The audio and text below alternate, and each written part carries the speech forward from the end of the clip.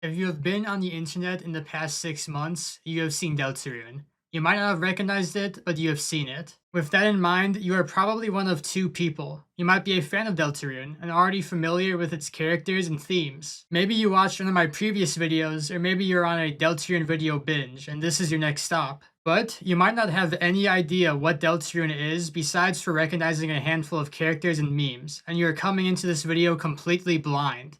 This video is for the second group of people. Today, I will be talking about Deltarune, explaining the game's plot and the secrets hidden within. Along the way, I will also point out small details about the game that have made it so memorable to me and thousands of other people. If at any point you think what I'm saying about the game is interesting, I strongly recommend you go play Deltarune for yourself and only come back afterwards so you can see anything you have missed. The first two chapters are available for free, so as long as you have a PC or a gaming console, you should be able to play. But if you just want to hear a long recap of the game, then stick around. How this video series will work is that each video will cover one chapter. For example, this video covers chapter 1 and the next video will cover chapter 2. Once I have released videos in all 4 chapters, I'll be making a dedicated video on Deltarune's weird route.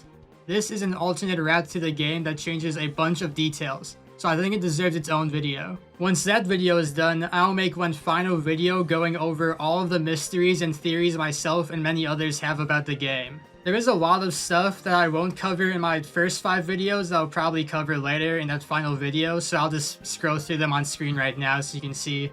I don't want any comments about, where's WD Gaster? You need to talk about Gaster, don't do that. After the series is complete, I will be combining all 6 videos into one big video you can watch from start to finish, with all the introductions and conclusions cut out and stuff like that. If you're watching this video like a year after it came out, I recommend go watching that video because it's probably out by now. But if you are here from day 1, let's get started. The first thing I should address is how Deltarune relates to Undertale, because if you have not played Deltarune, you likely have not tried Undertale either. As you may know, Deltarune was made by Toby Fox, and Undertale was Toby Fox's first game.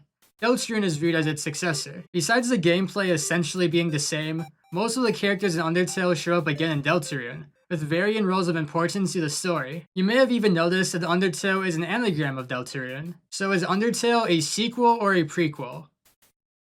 No. The truth is that no one really knows how Deltarune and Undertale relate to each other. The game clearly is not set after the events of Undertale, as characters that should know each other do not. At the same time, the game is clearly not set before the events of Undertale, as some characters are older than their Undertale counterpart. The game's Steam page describes Deltarune as Undertale's parallel story, and I think that's the best explanation you're gonna get. It's likely some parallel universe or alternate timeline where the characters have the same personalities, but their lives are completely different. So while playing Undertale first might give some background information into certain characters' personalities and why they act the way they do, I wouldn't say it's necessary to play before playing Deltarune. With that being said, I will spoil a lot of Undertale during this series, so if you're concerned about that, then you probably should just go play Undertale too. And with that out of the way, let's dive into Chapter 1. Chapter 1 of Deltarune was released on October 31st, 2018. The day before, Undertale's Twitter account tweeted a series of tweets that read as follows. Welcome. Have you been looking for me? How wonderful. I've been looking for you as well. I have something I want to show you. Something I think you will find very, very interesting. But it is not complete yet. No, it is far from complete. Thus, I have a small favor to ask. Return here in 24 hours. At that time, I will ask you a few questions. Then, using your responses, we will approach its realization. Thank you very much for your time. I will be in contact again soon. 24 hours later, the person speaking on Twitter returned and had this to say. Thank you for waiting so long. After all, you and I, we have both been waiting such a long time. So to be here, finally, on the verge of connection, is quite exciting. I look forward to creating a new future with you. Now, show yourself. Deltarune, followed by a link to deltarune.com, where players could download a free demo of Chapter 1. Deltarune begins with an unnamed character speaking in a black void. Because their text is in all caps, it's likely that this character is the same person speaking on the Undertale Twitter. A red heart spawns in the void to the narrator's excitement, and you are then thrown into a character maker screen. Referring to your character as a vessel, the narrator instructs you to choose its head, torso, legs, and personality traits. The narrator also asks you some unusual questions, like how you feel about your vessel, whether you answered honestly, and if you acknowledge the possibility of pain and seizure. Regardless of what you say, you are then able to name both the vessel and yourself. There are some interesting Easter eggs here, but I'll save them for the end of the series since they won't mean much to you now. After you are done, the narrator says, "Thank you for your time. Your answers, your wonderful creation, will now be discarded. No one can choose who they are in this world. Your name is..." Chris, if you don't wake up, we'll be late for school.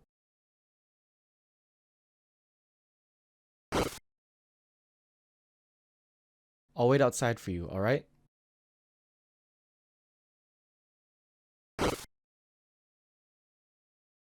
So, what the fuck was that? Well, the vessel we made at the start of Deltarune will not be the character we play as throughout the game. That scene was just theatrics that, up through Chapter 4, has little bearing on anything in the game. I will mention that people refer to this scene as the Goner Maker for reasons I'll get into at the very end of the series. I will note that Chris, while a new character, shares a lot of resemblance to two Undertale characters Frisk and Kara. But so far, there's not been any literal connection between them. From exploring Chris's house before we go to school, we can gather a few things about Chris. Chris's mom is Toriel, the goat woman who woke them up to go to school.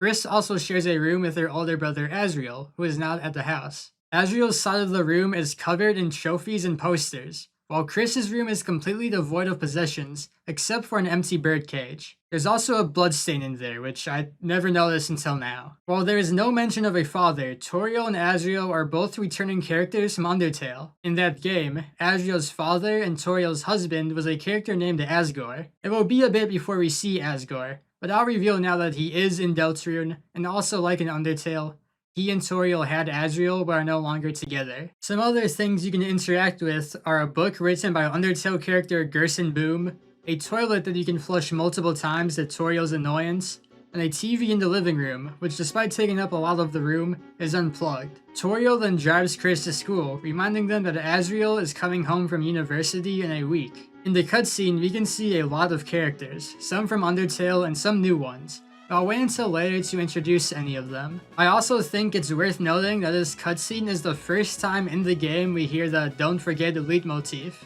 A leitmotif, from my understanding, is a recurring theme or melody a composer uses throughout their work. Toby Fox, who also composes his games if you are unaware, is infamous for using a bunch of these throughout Undertale and Deltarune. I am not great at picking up on these, but the "Don't forget" leitmotif stands out as it's pretty recognizable.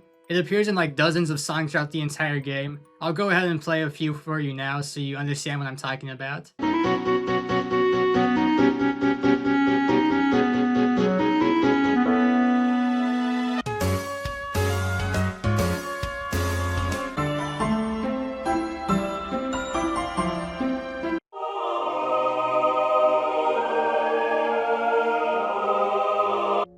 Don't forget, I'm with you in the dark. Once we reach the school, Chris and Toriel get out of the car and Toriel walks Chris inside. They share a hug before parting ways. Toriel goes to her classroom while Chris goes to the older kid's classroom.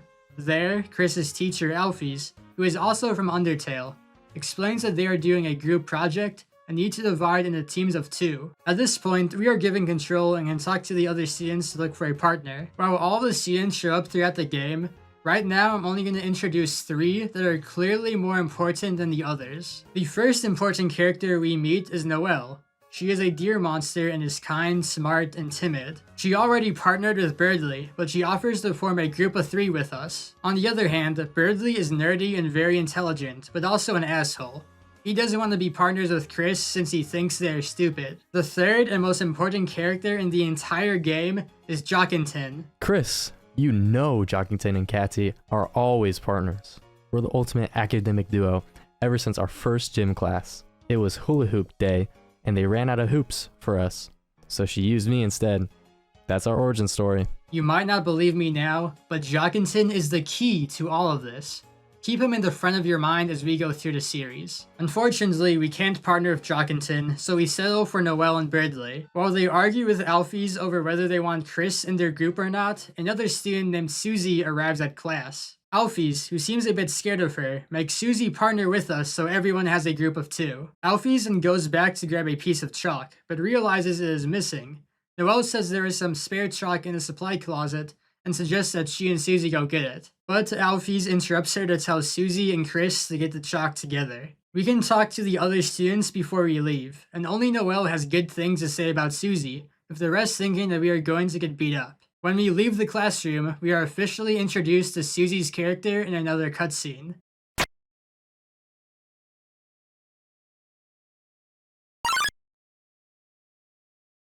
Chris, didn't see you there.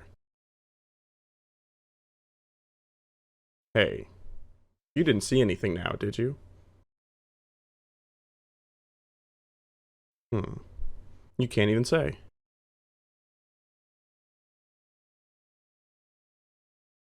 Chris?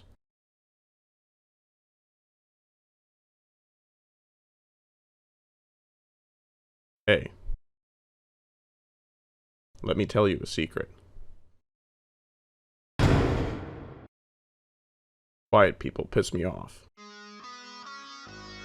You think just because you don't say anything, I can't tell exactly what you're thinking? It's over! I caught Susie eating all the chalk! This was her last chance! Now she'll finally be expelled! Come on, Chris. Don't act so shocked. You know it's true. Everyone's waiting for it. Everyone wants it. So congrats, Chris. You got me. I'm done for. Just let me say one little thing. Seems like a waste to get expelled for just having a snack. So, Chris, if I know you're gonna pull the trigger, why don't I just get expelled for some real carnage? Chris, how do you feel about losing your face?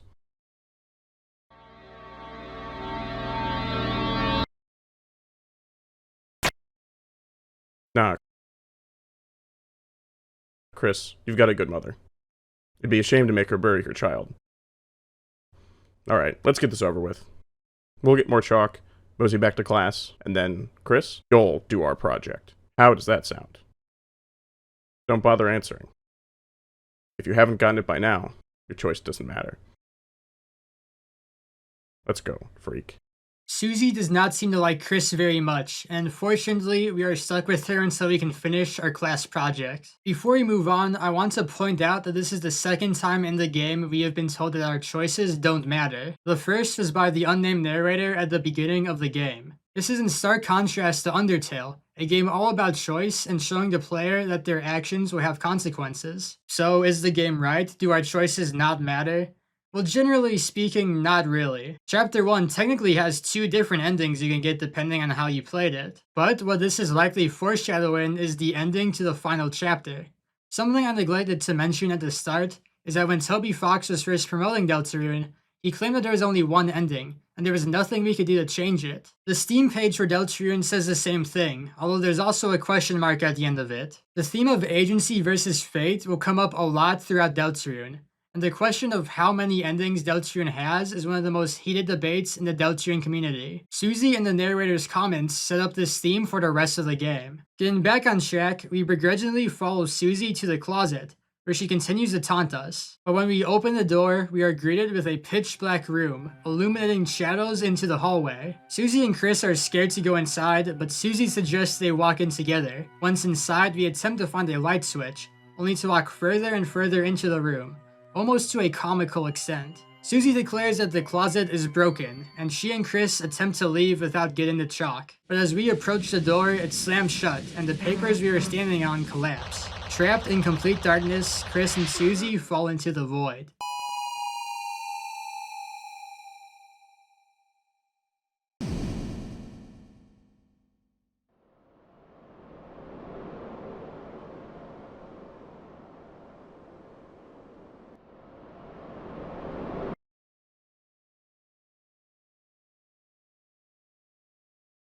When we wake up, everything is different. Chris is blue now, and while I'm sure it is for an amazing reason, why Chris is blue is never really explained anywhere in the game. Their outfit has also become a lot more fantastical, and we are given a normal game menu with item, equipment, and power slots. In the equipment menu, we can notice that the pencil we were holding has turned into the wood blade. The only other item we have is the cell phone, and if we try to use it, this happens.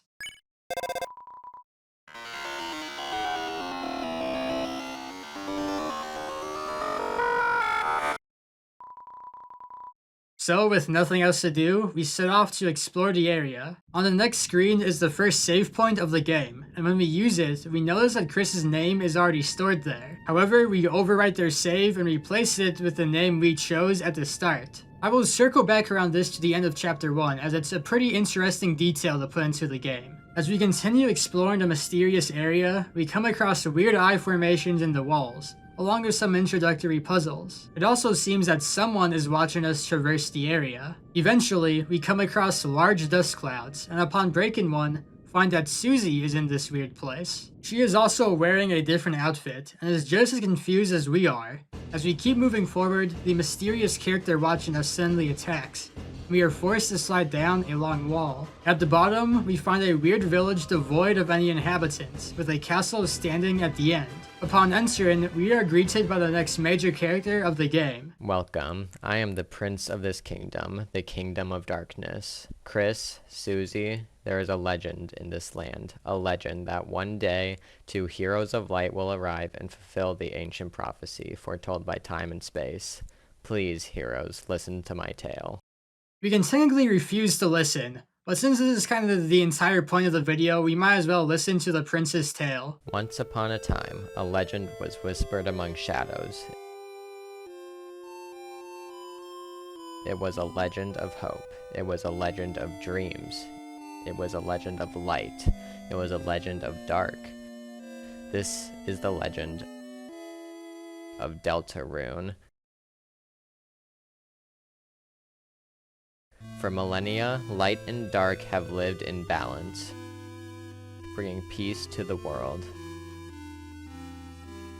But if this harmony were to shatter,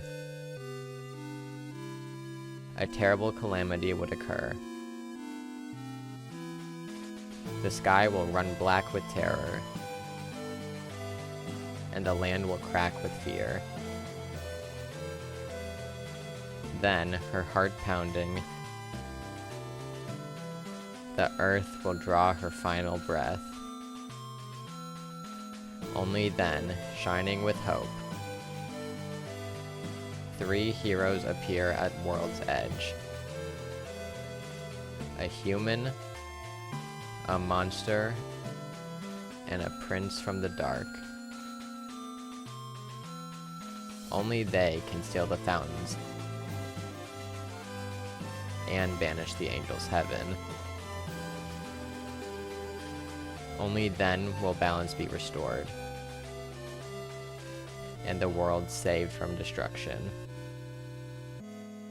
Today, the fountain of darkness,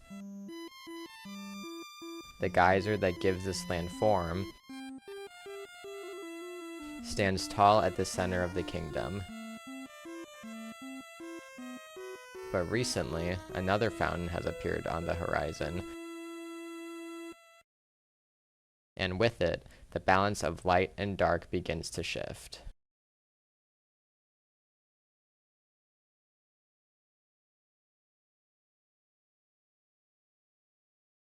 Chris, Susie, thank you for listening to my long tale. I deeply believe you two are the heroes of the legend, that despite whatever enemies you may face, you two have the courage to save the world. Delta Warriors, please, won't you accept your destiny? Nah. What? Me? Some kind of hero or something? You've got the wrong person. But Susie, without you, the world will... So what? If the world gets destroyed, it's none of my damn business. Might even be kind of fun, honestly. Anyways, Chris, if you want to play pretend with this weirdo, stick around. I'm gonna find a way out of here. Susie, wait. Oh ho ho! The heroes are already running away! and they didn't even know I was here. My dad's gonna make me Son of the Month. Who the hell are you? I'm the bad guy. Let me pause for a second because a lot just happened. In The Prince's Tale, we learned that the Earth needs a balance between light and dark to survive. Chris and Susie, along with everyone we have met so far, are from the light world. However, this prince is from the dark world, more specifically the dark world we are currently in. We can infer that this dark world is the only one needed to keep the balance between light and dark alive, as at the end of the prophecy, the prince says that a second dark world has opened somewhere in the world, and the balance between light and dark is beginning to shift. Thankfully, the prince's prophecy tells of 3 heroes who will come save the world, and he believes that himself, Chris, and Susie are those 3 heroes. Unfortunately, Susie is not very interested in saving the world, and before the prince can argue, we are attacked by the mysterious figure from before, revealing himself to be the bad guy in the prophecy. From here, we fight the bad guy, whose real name is Lancer, and scare him off. The prince comes back and takes off their hood to formally introduce themselves. His name is Ralsei, and before he can say anything else, Susie leaves to find an exit. However, since our choices don't matter, we have to stay with Ralsei and do what he says. Ralsei tells us that he does not have any subjects in his town, in hopes that we can become friends. He encourages us to find Susie, and from there we are given back control to explore the area. And yes, I know Ralsei's name is actually Ralsei, but I didn't realize that was the case until I watched videos talking about him, and I'm too far gone. You're gonna hear me say Ralsei 1,000 times in this series. Upon exiting the town, we find a dummy Ralsei made, and he gives us a tutorial on how the battle system in Deltarune works. Battles are actually one of my favorite parts of Deltarune, so I'll use this time to explain them myself. The battle system is similar to Undertale, where your move is a typical RPG select screen, while the opponent's move is a bullet hell minigame, similar to games like Touhou. In Undertale, there were 2 ways of defeating enemies. You could fight them until they die, or you could talk to them until you convince them to stop fighting. Deltarune works the same way, although you don't actually kill enemies, instead just scaring them into running away. However, there is actually a 3rd way to defeat enemies exclusive to Deltarune. Unlike Undertale, Deltarune allows for multiple party members to be used in battle, and Ralsei has a special ability called Pacify. This lets them automatically spare enemies who have dropped below a certain health. I really appreciate this change, as it is often quicker than trying to talk enemies to death, although you run the risk of beating enemies with violence, which can cause problems in later chapters. In order to use Pacify along with certain other actions, you need to have high enough TP. TP, short for tension points, can be earned in 2 ways. One is the new Defend button, which gives you 16 TP and also lessens the damage you take from attacks, at the expense of doing nothing to move the battle along. The other is by standing close to enemy attacks, but not actually getting hit. This is known as grazing, and makes the combat system a lot more rewarding than Undertale's. Instead of just trying to avoid attacks, now you want to avoid attacks but still stand close enough that you can earn TP.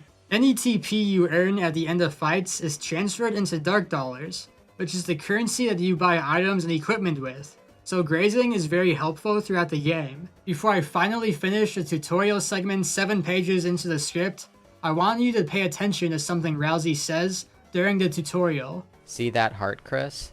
That's your soul, the culmination of your being. For one, this is the first time someone has called the red heart we saw at the beginning the soul. You probably knew this if you already played Undertale or Deltarune, but now I can finally stop referring to it as this little red heart thing and call it the soul. I also believe Ralsei is the only character we encounter in Deltarune who refers to this as the soul. You might be confused as to why this is a big deal, but as we go through the game, it will become clear that Ralsei knows a lot more than they should. I mean, that's already pretty evident since they know the prophecy and explained it to us, but later in the game you'll understand why them knowing about the soul makes them special and a bit suspicious. Before we go in, Ralsei encourages us to refrain from fighting enemies, and instead try to befriend them. Ralsei says our choices do matter, and that by sparing everyone we fight, we might have a happier ending.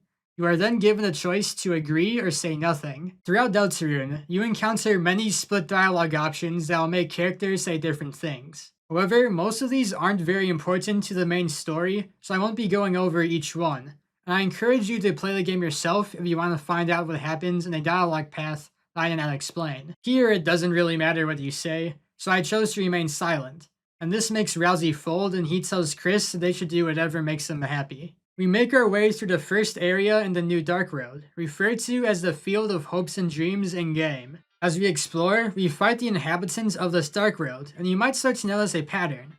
All of the enemies we face, Lancer included, appear to be based on playing cards. Lancer is a spade, the Rudens are diamonds, and Hattie is a heart. Fast forward in a bit, we later encounter characters resembling a checker pawn, puzzle pieces, a jack, and other real-world game objects. For now, none of the characters address this, but this will be more or less explained by the end of the chapter. Most NPCs are not very important to the story, so I won't talk about them. But one I do think is helpful is Top Chef. He tells us that Susie destroyed a cake he baked just moments prior, but we can pick up the broken cake to put in our inventory. We eventually meet another NPC named Malleus that can fix items for us.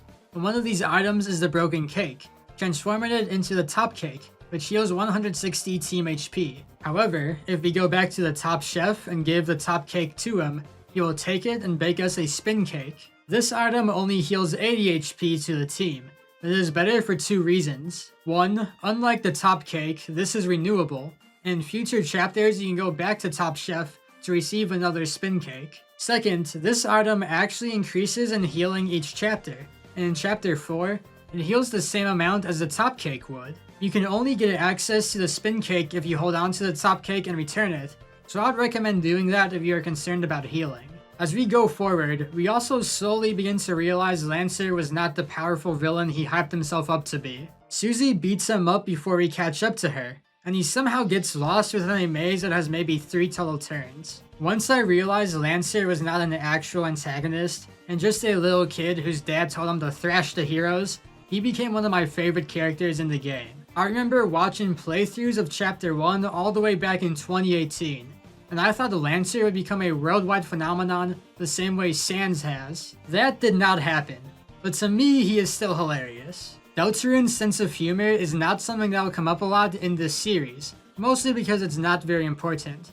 However, it is one of my favorite parts of the game, and something that makes the game so memorable in comparison to everything else I've played. Feeling lost yet? You must be utterly helpless among these twists and turns. Your sense of direction won't help you now. Signed, Lancer. Hey wait, where am I? Help! Somebody help! I'm lost! Signed, Lancer. Eventually, we reach a puzzle that we are unable to complete without a third-party member. In the next room, we find Susie stuck at that same puzzle. Ralsei explains to Susie that, if she just wants to get back home, she should stick with him and Chris. Susie begrudgingly joins the party, but still acts on her own accord. For example, we don't actually control her in battle. She will automatically attack any enemy, and we need to spend Chris's turn telling the enemy to dodge, if we don't want them to get hurt. Susie also refuses to wear ribbons, which is a shame because the white ribbon is the only equipment we have access to so far. When Chapter 1 first came out, I wrote all of this off as Susie just distrusting Chris and Ralsei. But this actually foreshadows a lot of future events, especially events in Chapter 4. Because even if Susie was right in saying our choices don't matter, it seems like hers might. Moving forward, we come across the first shop in the game, which is run by a character named Sham. Most shops in Deltarune are not actually that important.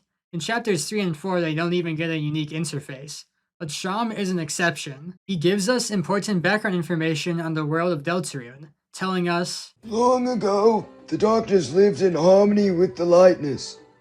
They were like gods to us, our protectors, our creators, those who gave us purpose. Then one day we were all locked away in this prison, and the lightness never returned. Embittered, the king took up arms and aims to take revenge upon the lightness that left us behind. Of course, even among his troops, some still distantly hope the lightness will return. Inhabitants of the Dark World, including the Lancer, Ralsei, and Top Chef, are called Darkners. Meanwhile, inhabitants of the Light World, including Chris, Susie, and all the people we'll meet in Hometown, are called Lightners. So I can finally use those terms and you guys will know what I'm referring to. However, that's not the only important piece of information Sham says. If we choose to ask him about the kingdom, he tells us, Historically, this land was ruled by the 4 kings, from God Castle to the east.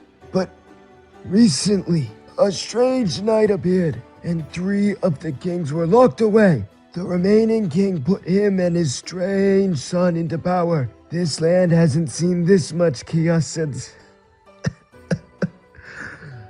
Well, you don't need to know about that. The Knight is a character mentioned sparingly in chapters 1 and 2, but is one of the most important characters to the plot of Deltarune. From this and later dialogue, we can infer that they are the ones pulling all the strings, and they are who Lancer thought he was at the beginning of the game, as in the actual antagonist. Also, if you're confused how this all works logistically, like what Sean was talking about when he said Lightners used to hang out with them, or how long has this Dark Road been active for, this will be explained later in this section.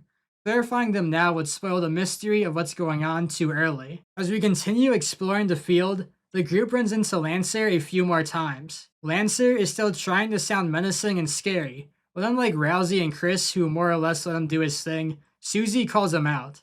Susie even threatens to rip Lancer's face off, just like she did to Chris like an hour ago. But, unlike Chris, who didn't react to Susie's threat, Lancer takes Susie's taunts as advice, and asks Susie for more help on being scary. It is also during these scenes when we get to name the group of 3 that we formed with Chris, Susie, and Ralsei. The options are the Fun Gang, the Lancer Fan Club, and the...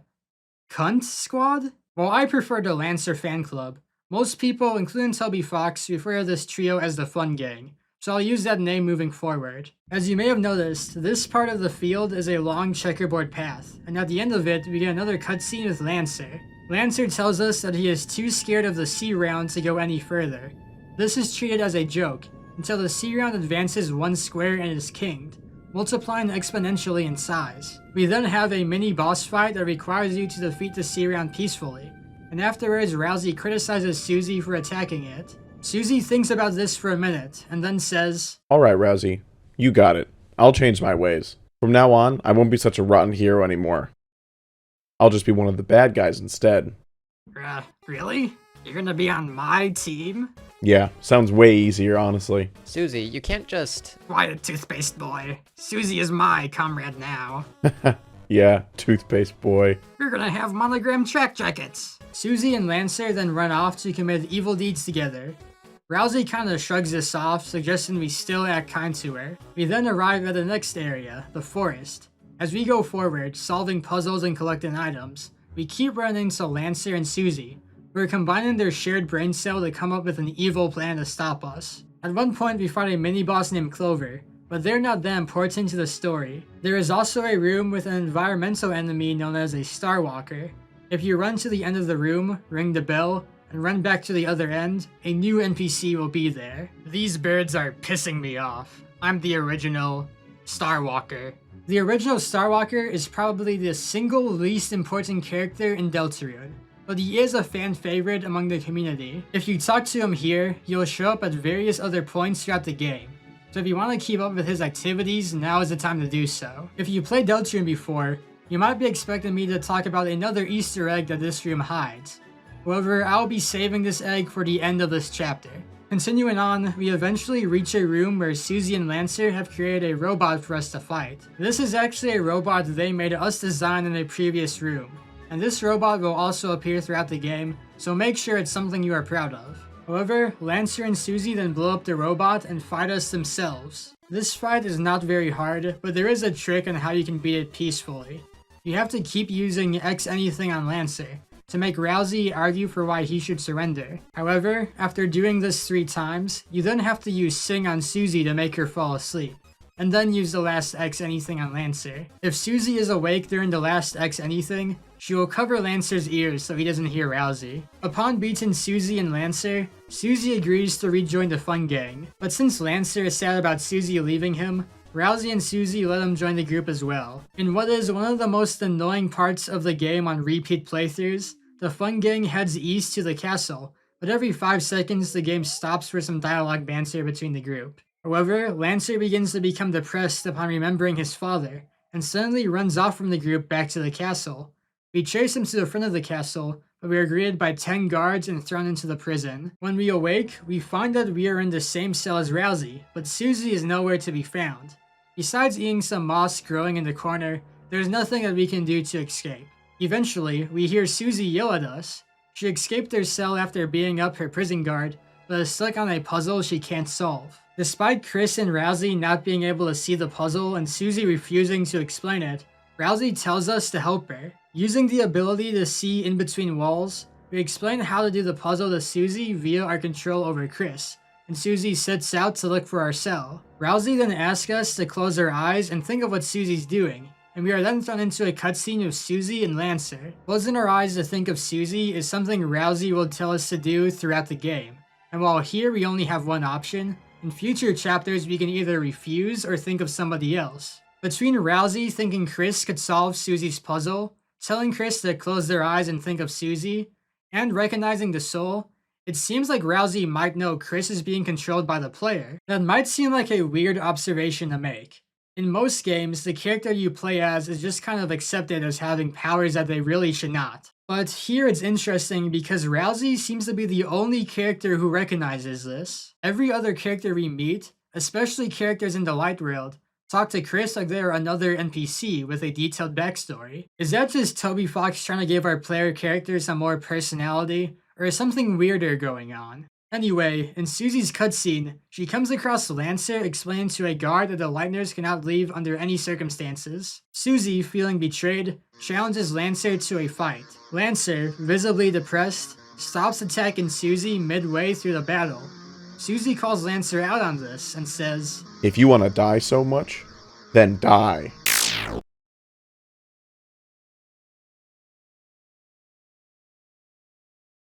"So, Susie? You missed." I don't want to kill you, man. Just move, please. But Susie, if I let you guys go, then you and my dad will fight, and you'll kill each other. At least if you stay here, neither of you will get hurt. Then I won't kill him. Promise. Me and him, we'll just talk it out. Peaceful style, you know? Lancer's spirit is rejuvenated, and he runs off to tell his dad that he does not have to fight the Lightners. Meanwhile, Susie goes to find our cell. Upon coming back to Chris and Ralsei, Ralsei says, So that's why, okay, Chris? and this has not been explained in any chapter released so far, and it is seemingly proof that Ralsei uses this time to rethink of Susie to talk to Chris without the player seeing them. However, I will propose an alternate theory once we get to chapter 2 about what Ralsei might have been referring to. Once Susie finds us, we head to an elevator where Susie explains that she'll let Chris decide what she does in battles. It seems like Lancer actually persuaded her to treat enemies with mercy. From the elevator, we get access to 2 new areas, Floor 1F and question mark. The latter path will take us to this chapter's secret boss. Each chapter in Deltarune contains a secret boss that, upon their defeat, gives us a special item called a shadow crystal. However, like that Easter egg in the forest, I will wait until the end of the chapter to explain the secret boss, as I think the video will flow better if I do it this way. Going to floor 1F leads us to the lobby of the castle, where we can either leave to go buy more items or climb up to eventually reach the king. Nothing that important really happens in between now and the king, so I'll just skip to that confrontation. When we finally reach the top of the castle, we see Lancer approach the king and tell him he doesn't have to fight us anymore. Father! Lancer, my son, have you dispatched the Lightners as I commanded? No. But I did even better! It turns out we don't actually have to fight them. They said they could just talk to you and... They're alive? Yes, and I think you'll like them a lot. There's Susie, she's very purple and strong, and... Where are they now? Hey. It's nice to meet you. Lancer, my son. Yes, father. Do you remember what I told you? Don't get too attached. You have failed.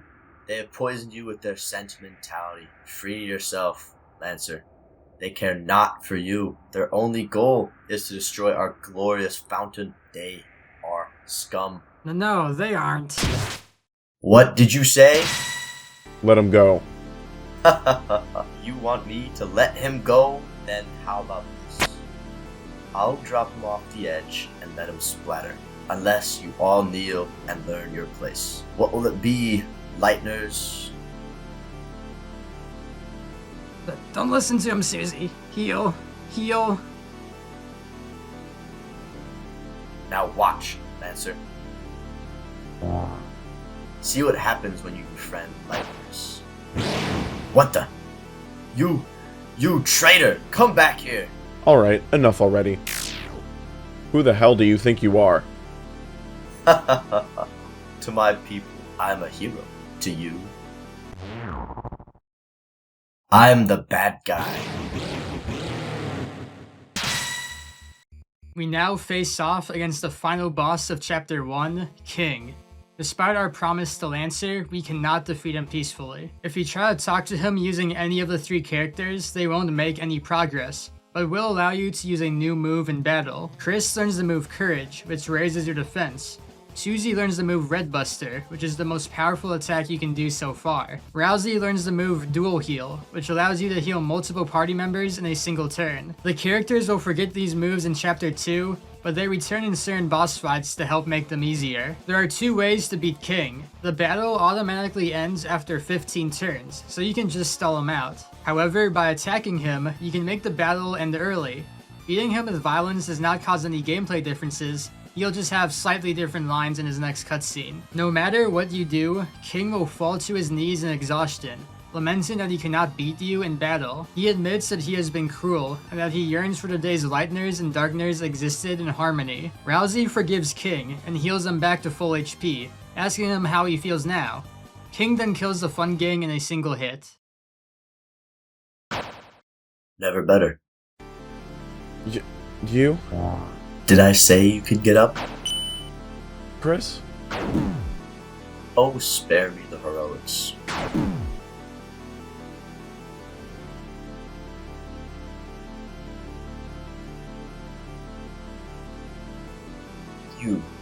You're the leader, aren't you? So what's your plan? To laugh as you cast us all back into obscurity? You can't even say? Young one, let me tell you a secret. Quiet people piss me off. Hey, get away from my friend. Or what? You'll kill me? Nah. So what's your plan then? To talk me to death? Stupid Lightning. You honestly think you have any way to convince me not to kill you? Nah. But they might. Look, Lancer, everyone, what's the meaning of this?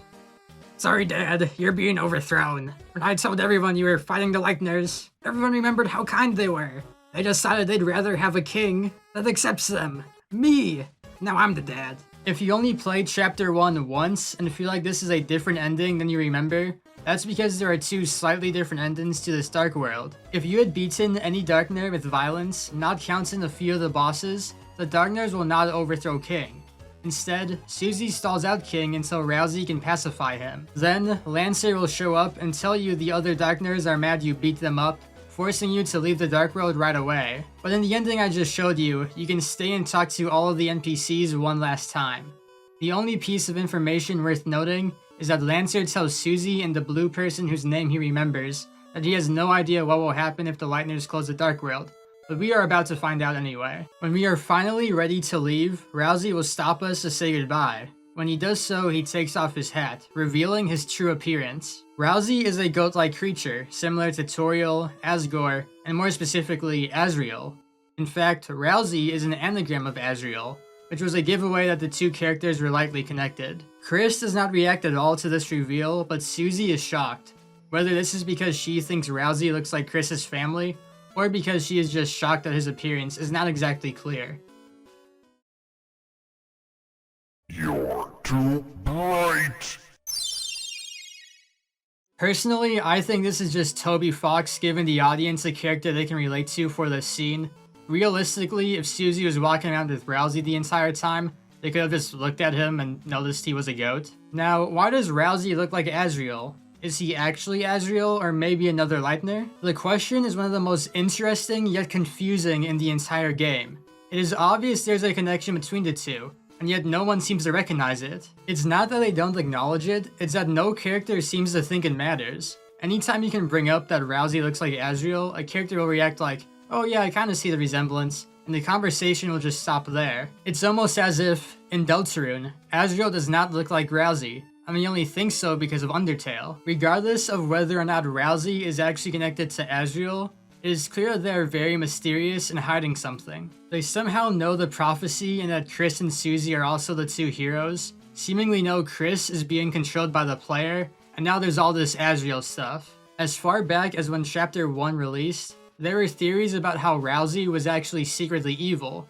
These theories grew in popularity in Chapter 2, but now that Chapters 3 and 4 have come out, the likelihood this is the case has decreased exponentially. I'm telling you this now so I don't mislead you into thinking one thing will happen when it doesn't. However, we still don't really know why Ralsei is acting so weird. It's something to think about in future chapters, but for now, we have to go seal the Dark Fountain.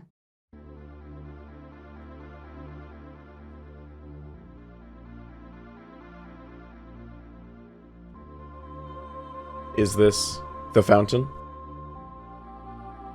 Don't know how, but it feels like we stumbled into something really important, didn't we?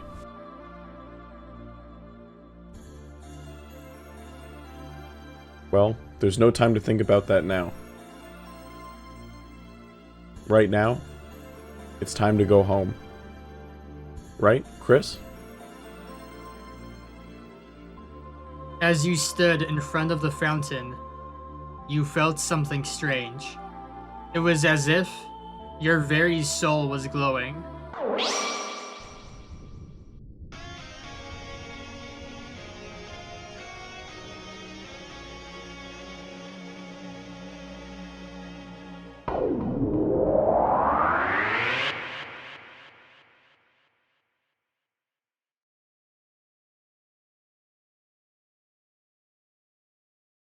What happened? I can't see anything. Hey, watch it! Huh? The unused classroom? How'd we get here? Hey, Chris. What just happened? Like, that wasn't a dream or anything, was it? Anyways, as I was saying, let's just tell Alphys we couldn't find any chalk. You are then given control over Chris and can interact with various objects in the room. Basically, every object here resembles something we encountered in the Dark World. The checkerboard, the playing cards, even Sham has a stuffed animal counterpart. It seems that the Dark World we traveled to was based on the contents of this classroom and gave inanimate objects sentience. If you check your inventory, the contents have been turned into a ball of junk, and your weapon is a type of pencil. Whether it was a dream, a real thing we experienced, or somewhere in between is left purposely vague. One of my favorite things about the early Deltarune chapters is that while the mystery over how real Dark Worlds are is fun, it is kind of irrelevant thematically. Before Chris and Susie explored the Dark World, they not only disliked each other, but as we are about to find out, were complete outcasts. But by going through this experience together, they not only find friendship in each other, but also grow as individuals. When Chris jumped in front of Susie to shield her from King's attack, that was not us controlling them. That is something they did on their own. Likewise, Susie learns to not always treat people with hostility, but to judge them based on their actions. It does not really matter if the Dark Worlds are real or if their lives are at stake, because either way, the experience made an impact on them. I'll also briefly mention that the Dark World being in the abandoned classroom ties back to King's motivations. If you remember, both him and Sham stated that the reason King hated Leitners is because they abandoned him a long time ago. This can be interpreted as the kids in Hometown using this classroom and playing with toys in the past, only for it to be abandoned, leaving all the toys with no one to play with. Of course, we don't know if the Dark World was around back then, if the objects turned into the Darkners, and assuming so, if they had formed memories from when they were objects. But by the end of the series, we will receive answers to how Dark Worlds form logistically that will retroactively explain what went on here. When we leave the room, we notice that the school day is over and the sun is setting. Susie tells us that she wants to go back to the Dark World tomorrow and then runs off. From here, we can explore practically all of Hometown. There are literally dozens of little jokes, Easter eggs, and characters that we can interact with, so I'm only choosing things I think are noteworthy enough to mention. I'm sorry if I don't comment on one of your favorite characters or Easter eggs, but feel free to leave any I missed in the comments. I'll try to do it as quickly as I can, but since it's the first chapter, I'll have to explain a lot of background information to set up events throughout the rest of the game. The first thing I'll talk about is that I actually lied when I said all of the objects in the unused classroom translated into Dark World entities. Hanging up on a wall is a drawing of a green turtle with the signature Alvin. Alvin is actually Hometown's priest, and we can find him at a church and talk to him, although for now he is not very important. West of the church is a graveyard. All 4 of the graves are characters from Undertale, but I will only talk about the grave for Gerson. If you remember, I mentioned all the way back at the start of the video that Toriel had a book from Gerson Boom in her house. In Undertale, Gerson was a very old turtle and one of the shopkeepers. In Deltarune, Gerson was a historian, author, and teacher, and we can assume that he was the monster that Alvin drew at school. Next to the graveyard is a bench dedicated to Gerson, and we get the quote, "Throughout my career, some of my best ideas came from dreams. Take a rest here. If anyone asks, you're writing."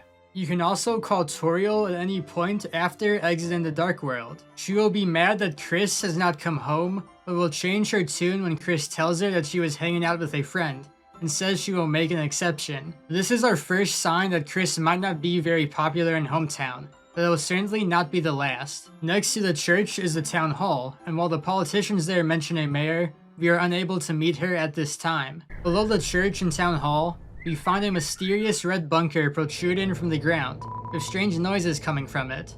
If you speed up the noises to 666%, you get the exact same sound as when you try to call in the Dark World.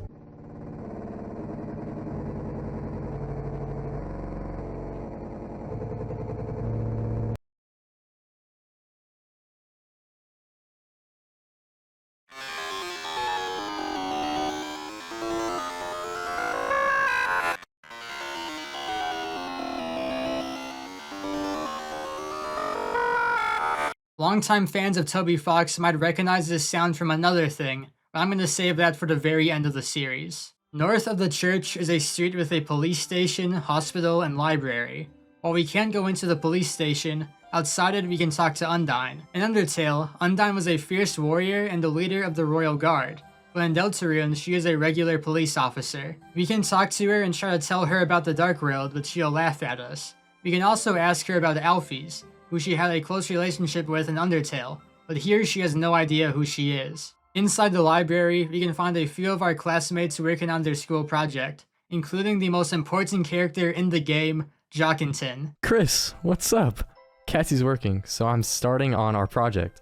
I've already copied a bunch of pictures. It's the same picture of a soccer ball 73 times. Also in the library is a mysterious monster who the in-game files refer to as normal NPC, and other sources refer to him as Strap Bird. It doesn't seem like this guy has a name, so I'll call him Beffrey. Beffrey tells us that we should go upstairs to read the books, but blocks our path so we can't actually do that. Beffrey does not appear in Undertale, but a very similar looking character does. But, like the shelter noises, I'm gonna save that for the end of the series. In the hospital, if we go up to the secretary, she asks us if we are here to play the piano. If we try to play the piano, Chris will hit one note and then stop. This is the first mention of Chris's ability to play the piano, and while it seems like a random detail to throw in, it actually becomes pretty important to the story later on. Inside one of the hospital rooms is Noelle, who is visiting her dad Rudy. Rudy is giving her advice on asking out Noelle's crush, and asks her about the video game Dragon Blazers. Noelle then leaves, allowing us to talk to Rudy. He asks if Toriel made us come here, and if we say no, Rudy tells us we have grown up a lot and are no longer the creepy kid next door. This is yet another indication that Chris has some controversial reputation in Hometown. If we keep chatting with Rudy, we can find out some other interesting things. He is in the hospital because they quote found some crap and they're running tests on him. He also reminds Chris that he and Asgore were best friends in college, and reminisces about how much he, Asgore, and Toriel would party. If we ask him about Noelle, Rudy tells us that, although he loves her, he wishes she would stick up more for herself and was less afraid. When Noelle was little, she was apparently afraid of humans under the bed, which Chris used to prank her. All of this is important background information for later chapters, which is why I bring it up here. North of this area is a street with a pizza parlor, a diner, a grocery store, and a few apartment buildings. We can only go into the diner, but there are some interesting NPCs on the street. One of the employees at the pizza parlor is Burger Pants, a returning character from Undertale. Burger Pants is one of my favorite characters in both games, but unfortunately he has little relevance to anything important in Deltarune.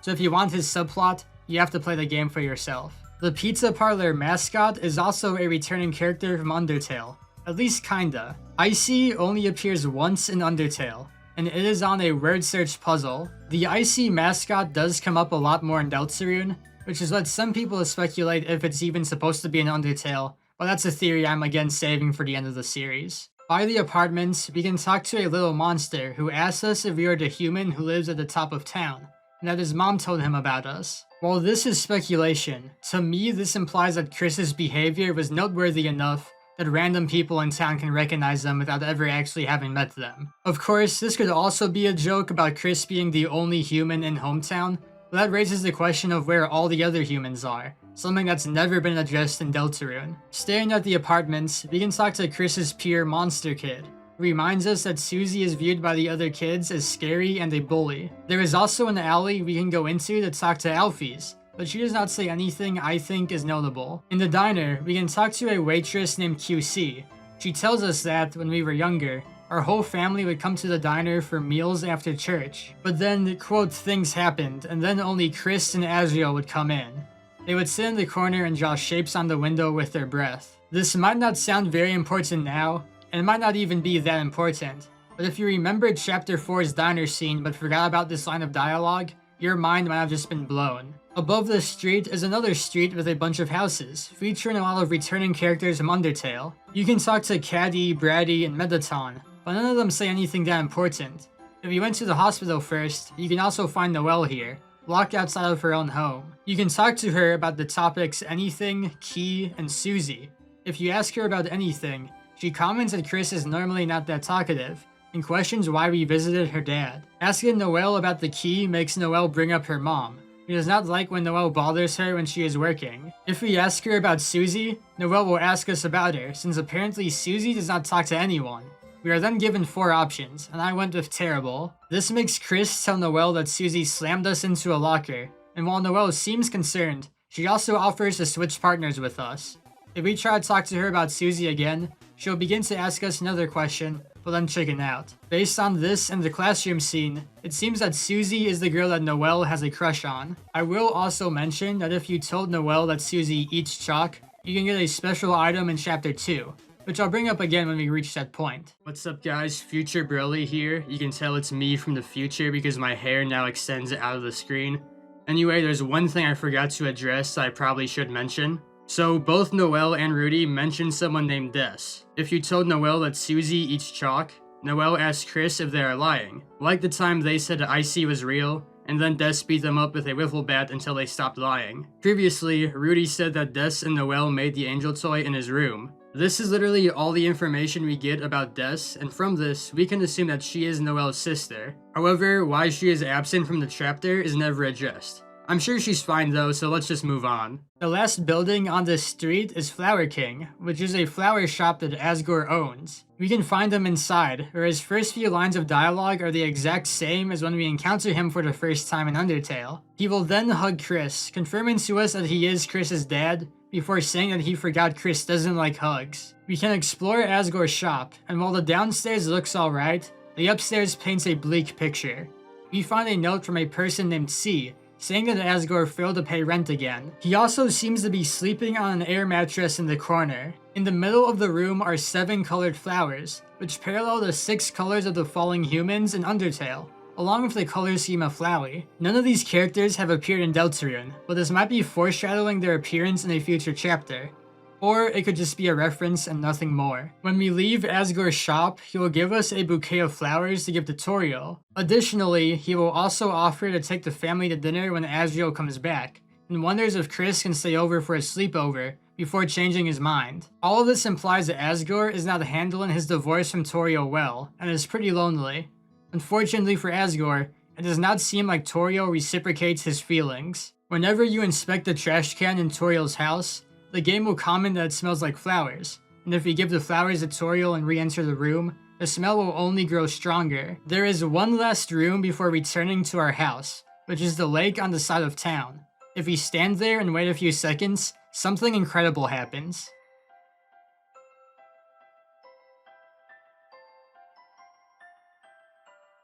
Hey there! Noticed you were here. It's me. You know me, right? Of course you do. I'm real popular. I just don't have any friends. But it's okay, you hear? Because you here. Will you be my friend? Yes. Oh, I'm so happy you're here. I'm so happy I don't know what to do. I don't remember being this happy before. What's your name, friend? Hippopotamus. Hippopotamus. That's you. Big name, but it's worth it. Oh, excuse me. I forgot to introduce myself. Actually, since no one talks to me, I forgot my own name. Hippopotamus. Can you give me a name?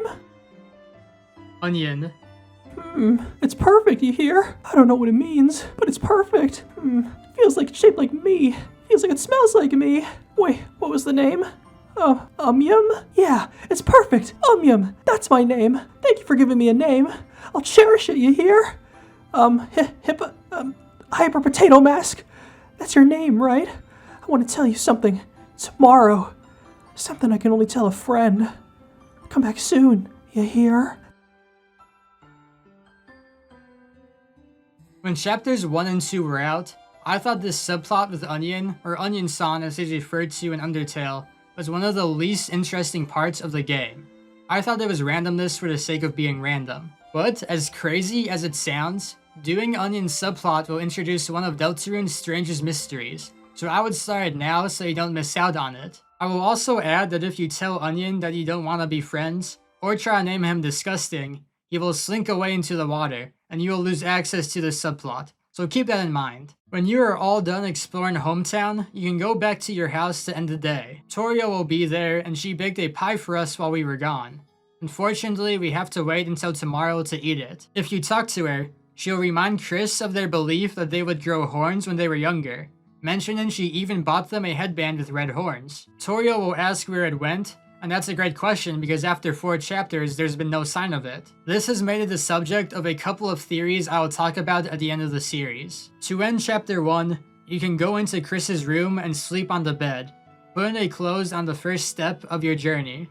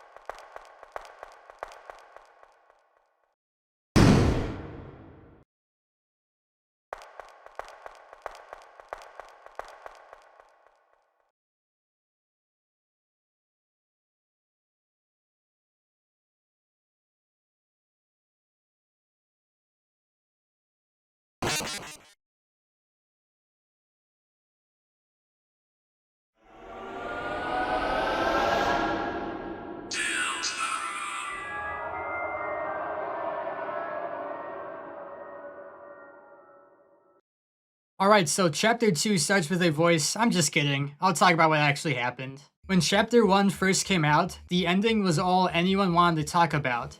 While the intro did make it clear like Chris was a separate character from us, no one really realized what that meant until this scene. There were so many crazy fan theories about Chris being an evil serial killer and that they were gonna go kill Toriel or something, and that's part of why I'm making this video. If I made a video after chapter 1 came out, I would have covered all of those theories. Now that we know what happens next, those theories aren't really relevant to bring up.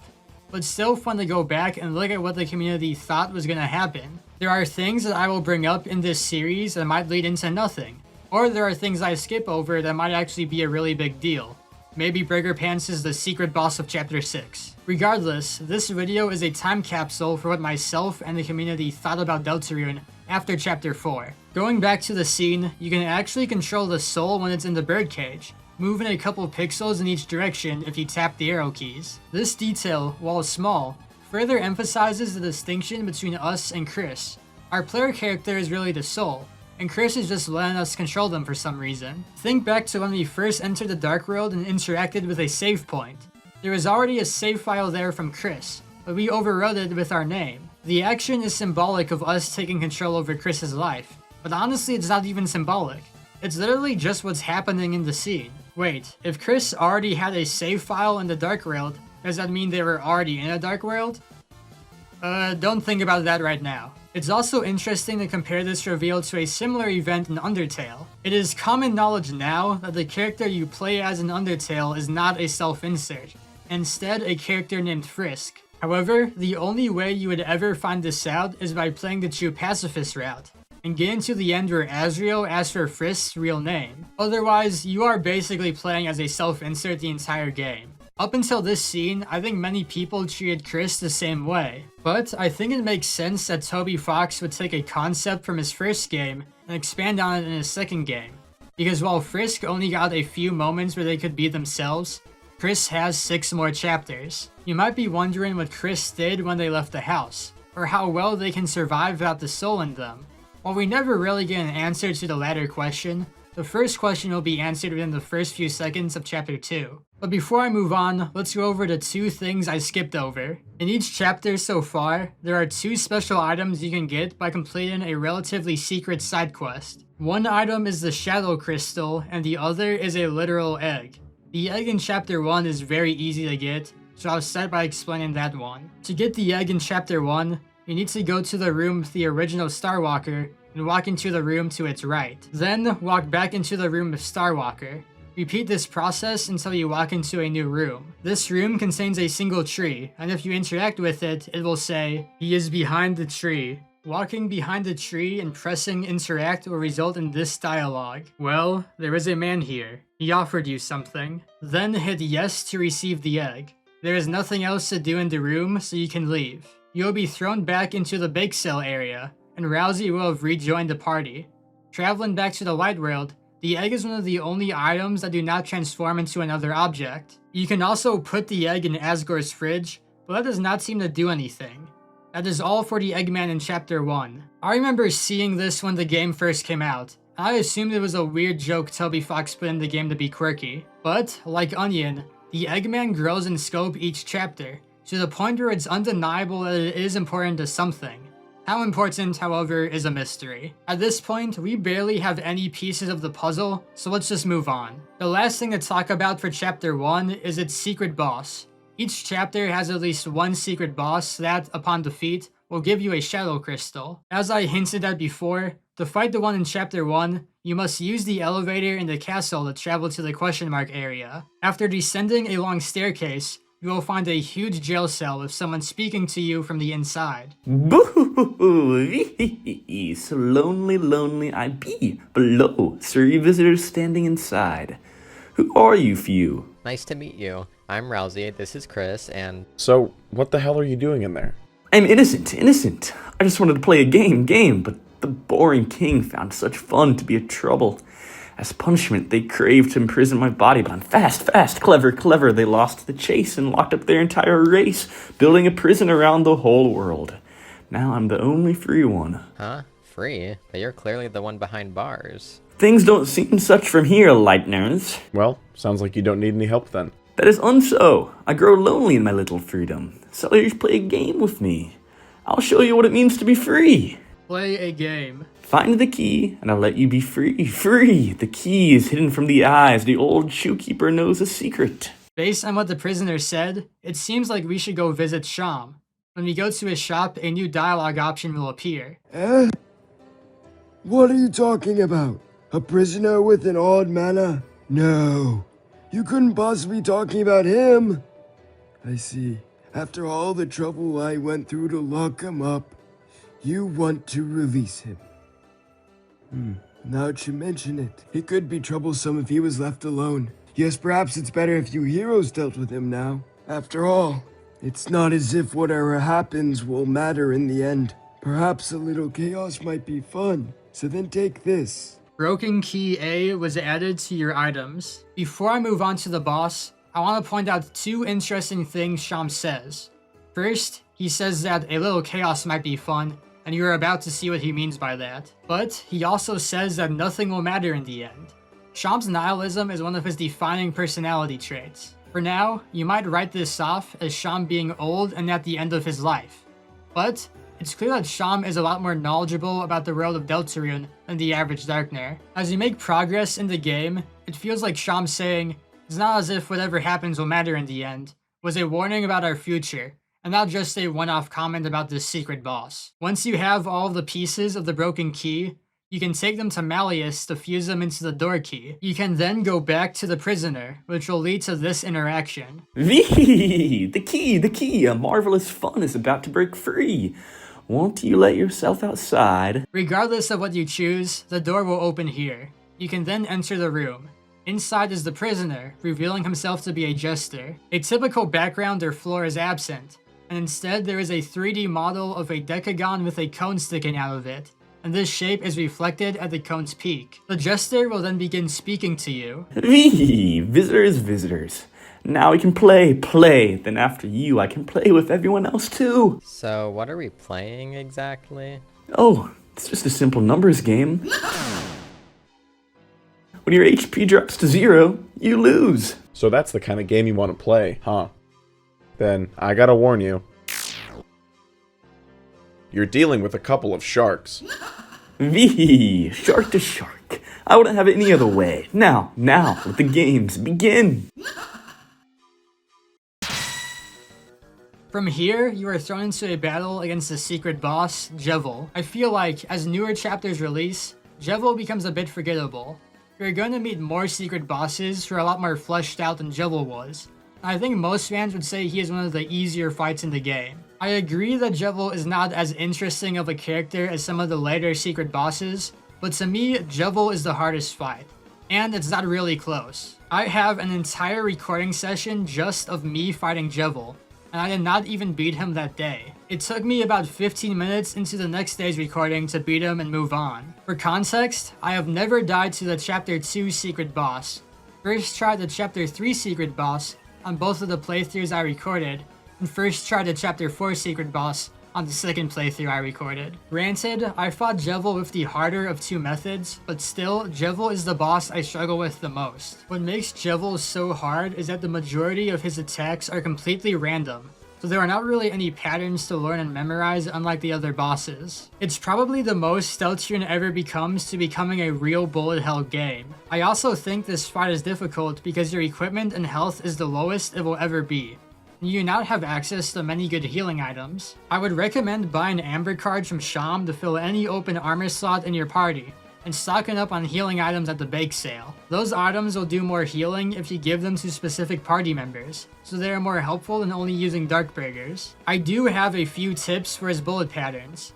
For a spade spiral attack, it is possible to dodge it by standing in any area in between two of the spades, as shown on screen. For his scythe attack, I try to orbit one of the scythes as best I can, but in the second version of this attack, which adds another scythe, all you can really do is pray. For his carousel attack, I try to hug the right side of the box. I also remember watching a video that said to not focus on where Jevil is shooting bullets from, and instead look at the box and avoid anywhere you see white. Now the last tip helped me a lot throughout not just this fight, but all future fights as well. That is how you can defend against Jevil, but how are you supposed to beat him? The harder way, and the one I chose to do for this video, is to deplete his health through violence. There is not any trick to this, but it takes longer than defeating him peacefully. Defeating him peacefully either requires waiting until turn 30 to pacify him, or raising his tiredness to level 9 and then pacifying him. In order to do the latter method, you can either use the axe Hypnosis or Pirouette.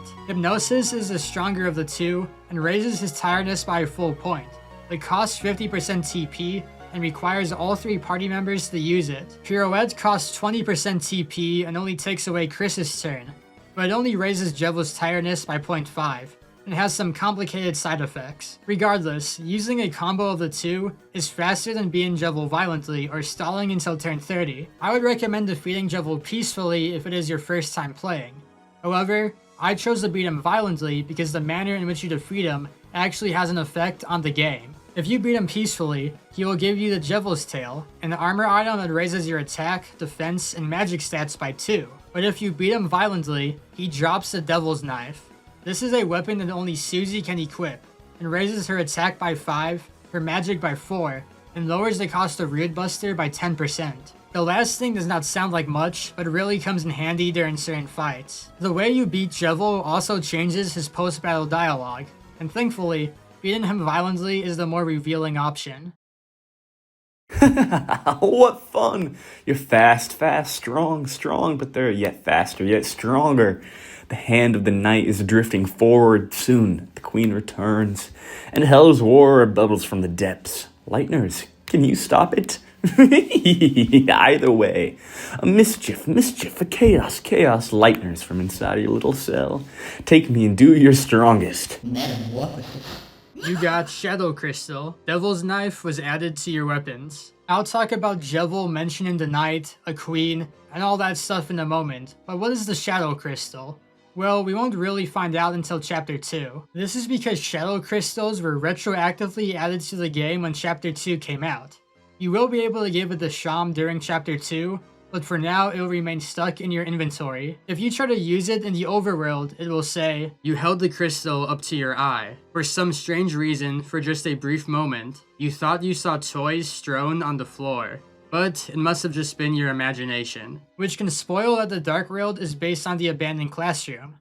Once you are in the Light World, the Shadow Crystal turns into the item Glass. If you try to use it, it will say, "You thought you saw through your hand." No one really knows what this means, but I have a theory that I will save for the end of the series. After defeating Jevil, you can return to Sham, and he has some interesting things to say. He was a funny little man. Once the court jester. I, the court magician. A friend? Could I consider him a friend? Perhaps. Perhaps not. But he was the only one who matched me in the games we used to play. One day he met a strange someone, and since then he began to change. He started saying bizarre things that didn't completely make sense, but didn't completely not make sense either. As soon as he began to see this world as a game, and everyone as its participants. You see, as the court mage and his only companion, I was forced to lock him away. Or rather, lock us all away, in his own words. Since that time, the strange words he said have stuck inside my cotton. And my view of this world has become darker yet darker. Reflecting on these old memories, I think perhaps I miss playing games with him. And I wonder if I hadn't been asked to lock him up, would I have found a little more purpose in my life? You defeated him? You really defeated him? I see. Perhaps you three may truly be heroes after all. But Jevil was just a taste of what you'll face from now on. One day soon, you two will begin to realize the futility of your actions. At that time, feel free to come by here. I'll make you tea and we can toast to the end of the world. This is the last bit of information that we receive about Jevil, and now that we have all the pieces, we can try to put together the puzzle of what happened. Long ago, before Chris and Susie arrived to the Dark World, Jevil was an ordinary court jester, but one day he met a person, and while Sham does not elaborate on this, it's clear that this person had an effect on Jevil. Sham says that Jevil began to say things that did not make sense, and from our conversations with him, we can see what he means. Jevil mentions repeatedly that he is the only one who is free, and that everyone else is trapped. When we first meet him, he says we are standing inside, later saying that he is the one outside, when this just isn't true. He also has information that he should not. He not only mentions the mysterious knight, but also foreshadows the Queen and the Roaring, a character and an event that will come up in Chapter 2. To us, a lot of this comes off as incoherent rambling. Or maybe you think he realized he's in a video game and knows his choices don't matter. But think about this from Chris's perspective. When Chris woke up this morning, they did not actually wake up. A red soul in their body made them get up and interact with everything in their house, as if Chris never saw it before. The soul then controlled them the entire day, as Chris had to go along with everything the soul commanded them to do. Chris literally did not have any freedom today. And as we learn more about their backstory in this chapter and subsequent ones, we begin to question how much freedom they ever had. The idea of freedom is not only a fragment of the broader autonomy versus fate theme throughout the game, but also the connection that all secret bosses share with each other. And it is not only portrayed literally and symbolically, but sonically too. One of the most recognizable leitmotifs in Deltarune originates from Jevil's theme song, The Road Revolving. This theme reoccurs in 2 of the 3 Shadow Crystal bosses we fight later on, along with another secret boss. This theme, nicknamed the Freedom Motif, has become a pretty big meme in the Deltarune community, and it is one of the more recognizable leitmotifs in the game.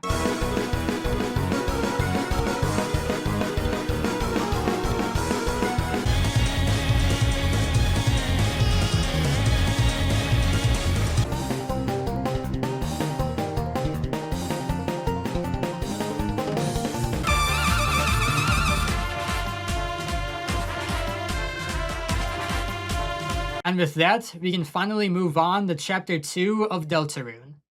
Or we will once I finish that video. For now, I want to thank all of you for watching this video. I enjoyed Chapter 1 a lot when it first released, but it is a lot of setup for later chapters. I think it's pretty universally agreed that Chapter 1 is the weakest of Deltarune's 4 chapters, but it also gives us a lot to look forward to. What's going on with Chris? Like, why did they rip out the soul at the end of the chapter? Will any other Lightners show up in the Dark World? Who is the Queen? Who is the Knight? And what is the Roaring? Are Dark Worlds weird dreams where you can imagine inanimate objects coming to life? Or are they actually based in reality? What is going on with Ralsei? And are they related to Azrael? Do our choices truly not matter? Some of these are questions we'll receive answers to in Chapter 2, but to this day, some of these are mysteries that have only gotten bigger as the game goes on. You should have these questions in mind as we continue on to Chapter 2. You can go play it yourself if you would like, but if not, then I would subscribe to this channel so you can stay updated for when my Chapter 2 video comes out. I hope you guys enjoyed this recap of Chapter 1, and I will see you in the next video.